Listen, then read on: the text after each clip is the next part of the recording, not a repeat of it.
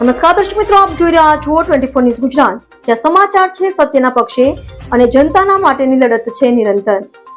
ગુજરાતના દરેક ખૂણામાંથી લોકલથી લઈને નેશનલ સુધી દરેક ઘટના, દરેક હકીકત સૌથી પહેલા અને સૌથી સાચી રીતે ફક્ત અહીં. હું છું અર્પિતા પટેલ. ચાલો શરૂ કરીએ આજના મુખ્ય સમાચાર.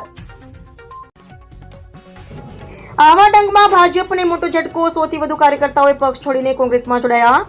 ડાંગ જિલ્લાના આવા વિસ્તારમાં મંગળવારે રાજકીય હલચલ સર્જાઈ હતી. આવામાં કોંગ્રેસ દ્વારા આયોજિત પ્રવેશ કાર્યક્રમમાં સૌથી વધુ ભાજપ કાર્યકર્તાઓએ પક્ષનો તજવીજ કરી કોંગ્રેસનો હાથ પકડ્યો હતો.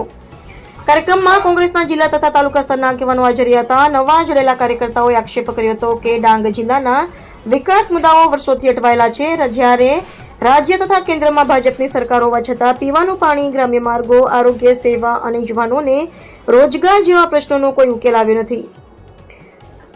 ભાજપે ચૂંટણી દરમિયાન વચનો ઘણા આપ્યા, પરંતુ જીત્યા બાદ લોકોને પ્રશ્નો બનીને ભૂલાઈ ગયા, એમ કાર્યકર્તાઓએ જણાવ્યું હતું. કોંગ્રેસના આગેવાનોનું કહેવું છે કે ડાંગ આદિવાસી વિસ્તાર છે. અહીં લોકોના હકો, જીવન જરૂરિયાતો અને માન સન્માનની લડત કોંગ્રેસ હંમેશા લડતી આવી છે.